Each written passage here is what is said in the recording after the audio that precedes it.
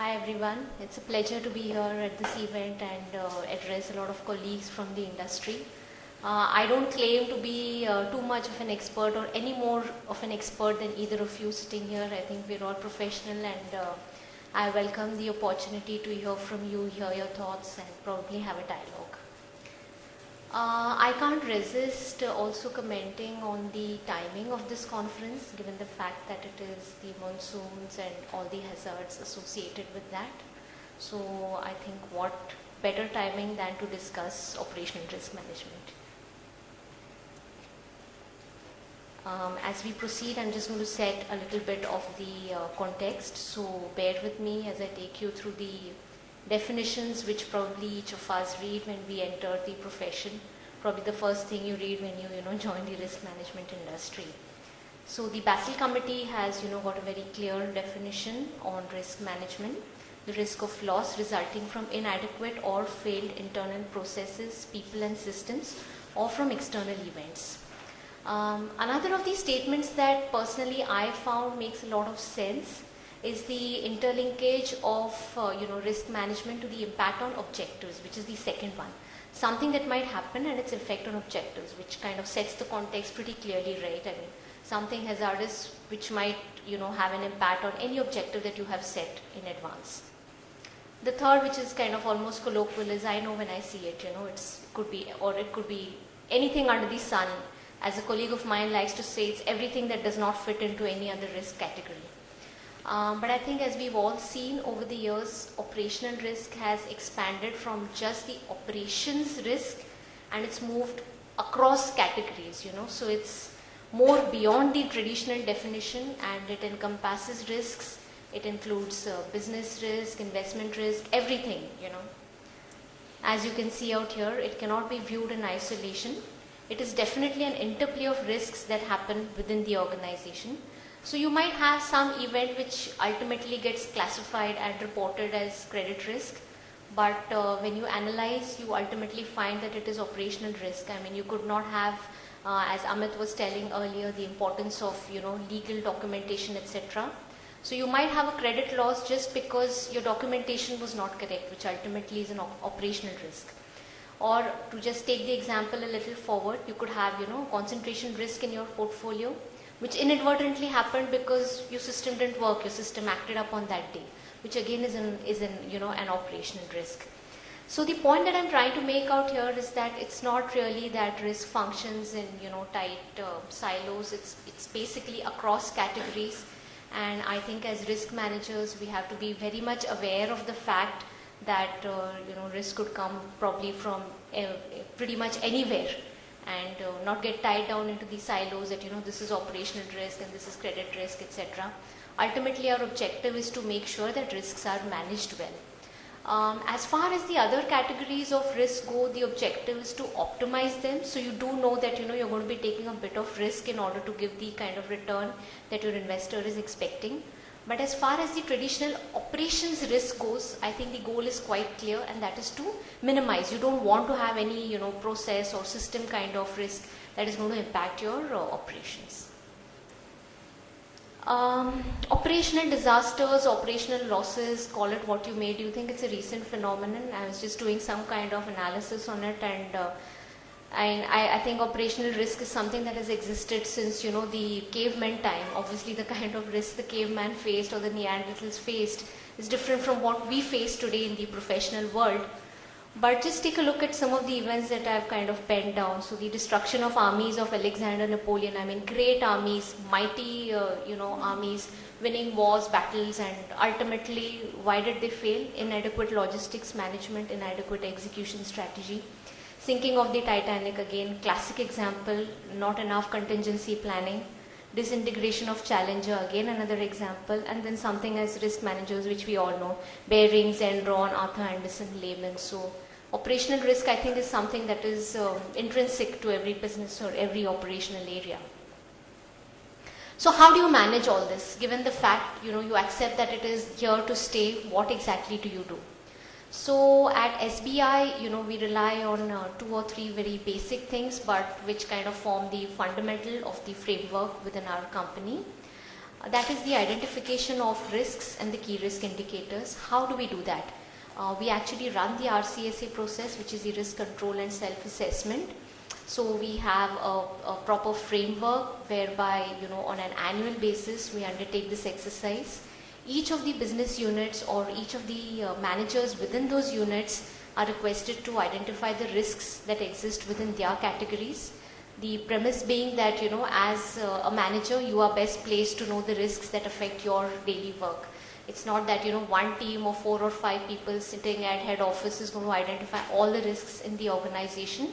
As operational managers or as, business managers who are out in the field, you do your own analysis and you identify your risks yourself. What then happens is that each of these risks is scored. It is scored on the basis of likelihood and on the impact of the risk. And based on that, we prepare a summary of, key risks, which is then discussed at our executive committee and also presented to the risk management committee of the board. What this does is it succeeds in inculcating a sense of discipline even between the business managers. So the attitude is not that, risk is left to the risk management team sitting at the corporate office who's going to do that. Each person himself or herself is also a risk manager. Apart from that, we conduct what we call self-risk assessment exercises, which is a little bit draws on the same fundamentals that I've already explained, that each person himself or herself is a risk manager.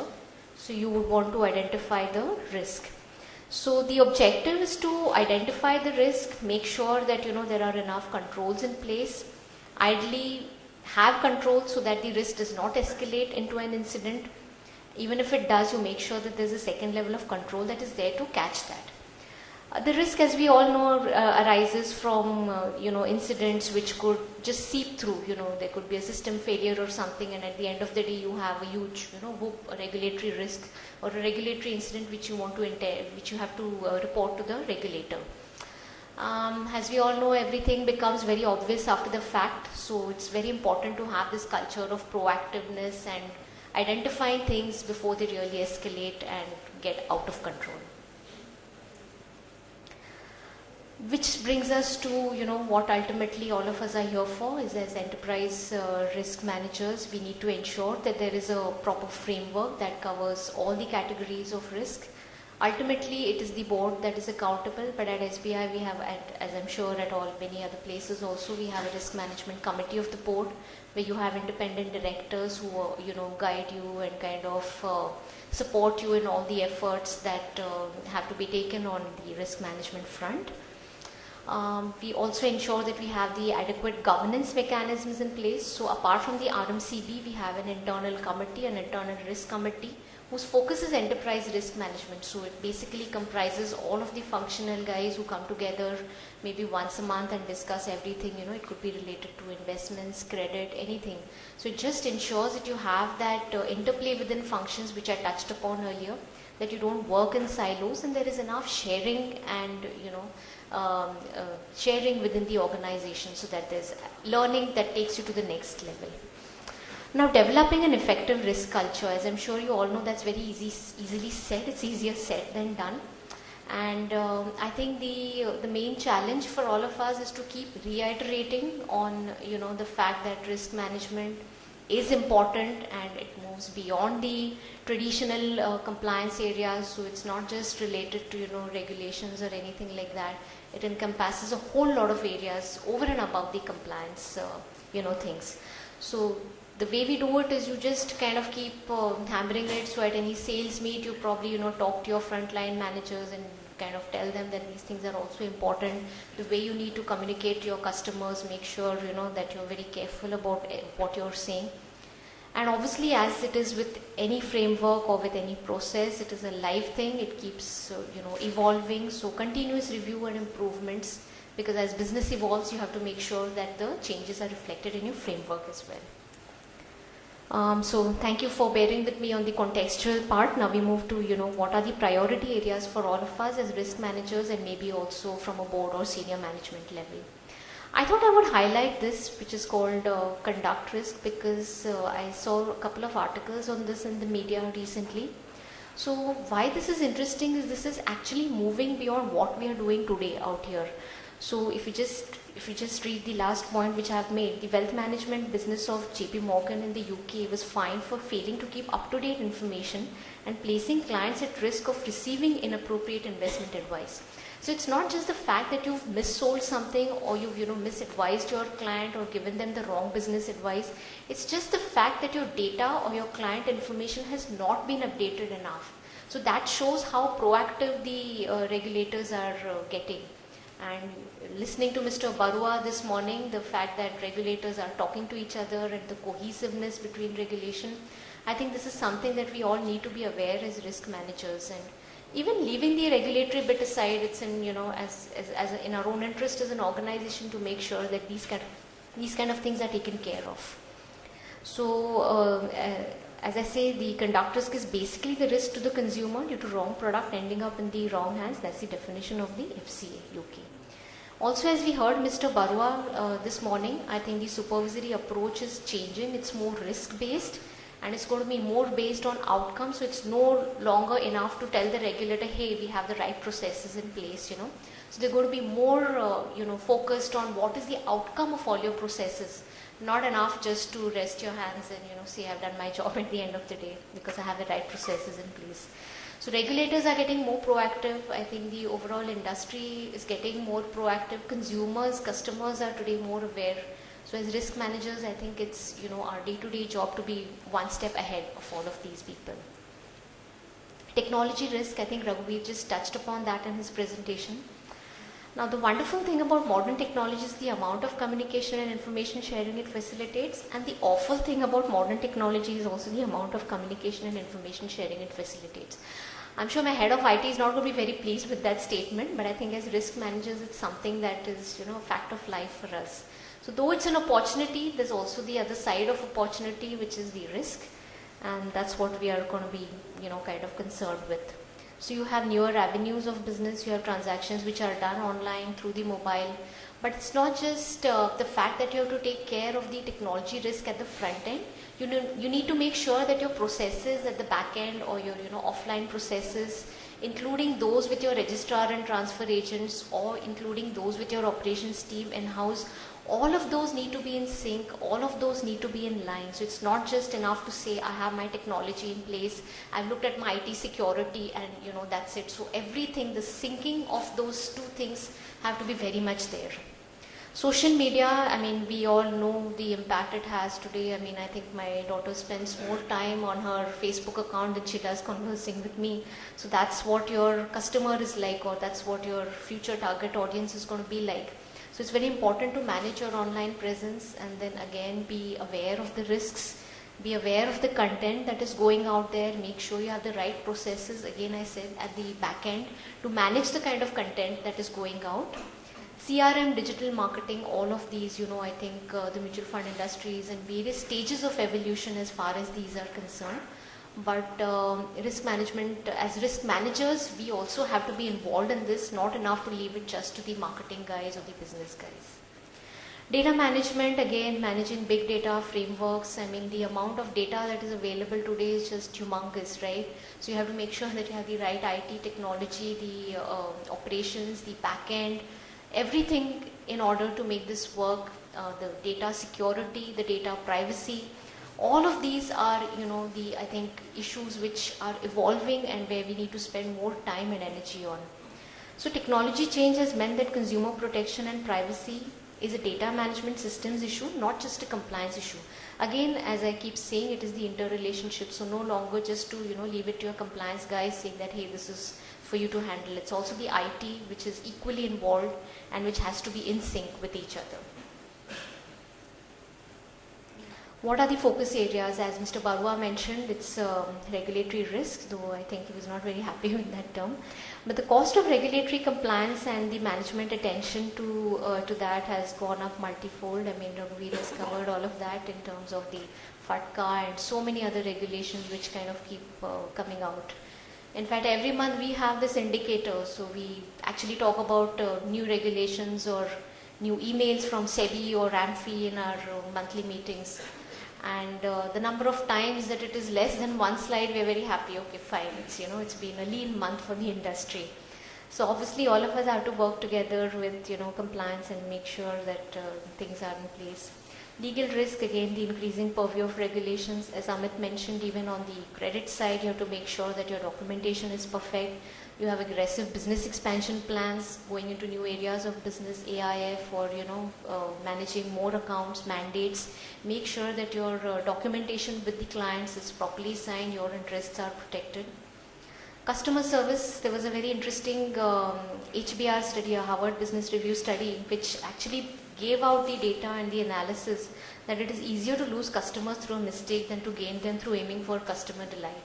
So it's something we should not lose sight of, because all marketing and customer service guys like to talk about aiming for customer delight, which sounds pretty good, but you better make sure that your basics are in order. Outsourcing, obviously there are a lot of things, business optimization, it's a question before management today. How many of your activities or how many of your areas can you outsource? If you've outsourced, are you in a position to handle that risk? Are your contracts in place? Are you reviewing your contracts? Are you evaluating your service providers on a frequent basis? Are you constantly strengthening the measures that are in place? So I think this is going to take up a lot of our time. Business continuity, not just of the enterprise, but also of associated service providers. So for example, at every CAMS review meeting, we also make sure that their BCPs are functioning in place, because ultimately that's also a question which more and more clients are asking, or more and more informed investors are looking at all these things nowadays. And ultimately all of these having an impact on the reputation risk of the organization. So either of these blows up and you've got a reputation risk event on your hand.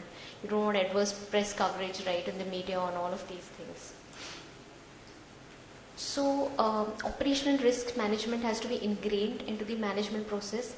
In fact, I think this is true for risk management overall. In fact, this is one of the slides that I think I use in all the presentations that I make. I just kind of tweak it, so sometimes it's operational management, sometimes it's investment management or product life cycle management, because I think the basic premise is the same, right? You need to set your risk appetite. Just how much are you willing to how much risk are you willing to take? It's like you're at the traffic lights and the traffic lights are changing to orange. What do? Do you apply the brake as you're supposed to, slow down and wait at the signal, or do you say chalo chalo nikal jayega and you just get ahead? So it's more like that, it's more a culture issue, more of an appetite issue for each organization. So very important for all of us, because we are the guys who are going to be telling our managers this is what you need to be aware of. For them it's very intrinsic, it comes naturally. But for us, it's important to formalize and bring it out into the process, which is also something that we do, because being a part of SBI, we need to have an ICAP every year, as Mr. Barua was mentioning. We are a part of the conglomerate risk management, so every year we have to have an ICAP where we formalize our risk appetite and we put all these things in place. Then from an operational angle, you need to make sure that your processes are mapped. Whatever you've identified, you make sure that the processes around it are in place. Controls are functioning, the next step, reporting and analysis is in place, and whether you're doing the adequate scenario analysis or stress testing on those kind of things. And I mean, just don't forget good old common sense, okay, because as risk managers, it's very easy to get worked up and get into all the numbers, and as far as the market risk is going, get into all the models and what is my ex-ante risk and all that, but hang on, it's a combination of both the quantitative as well as the qualitative approaches. So the challenges, as I mentioned earlier, the organizational culture issues, developing and maintaining an effective risk culture. So keep hammering these things. And another HBR study which I found very interesting was that you need to inculcate the observational skills among the managers, okay, because a lot of time people are aware about what is going on, but people just don't put it in the right context, that it could lead to a risk. These are things that we need to keep telling people. Analysis and reporting framework, though of course as risk managers we have to be more ex-ante, we have to try and identify the risk before it hits us, but from an analytical angle, make sure that the frameworks are defined. SRA and RCSC exercises need to be encouraged, and the involvement of risk management in business or strategic decisions, which would lead to cohesiveness and a better strategy. So a lot of media or a lot of analytics has gone into saying how risk management has failed in the crisis or whatever risk events that we have faced. But I don't think really it is the failure of risk management. I think it is the failure of the involvement of risk management. So I think that's something that we need to keep telling or reiterating in our organizations.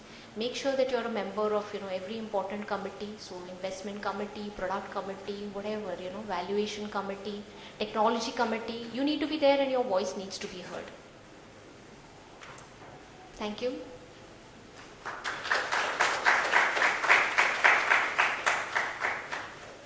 Are there any questions, or maybe we can discuss offline? Thank you, Aparna. I'll probably ask one quick question.